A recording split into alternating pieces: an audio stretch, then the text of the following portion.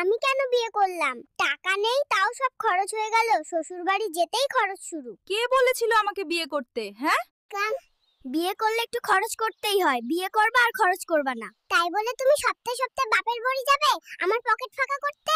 না, তোমাকে বিয়ে করে আমি জীবনে সবচেয়ে বড় ভুল করেছি। তোমাকে বিয়ে করে মনে হয় আমি সবচেয়ে বড় সওয়াব কামাই করেছি। সারাদিন শুধু ক্যান ক্যান করো।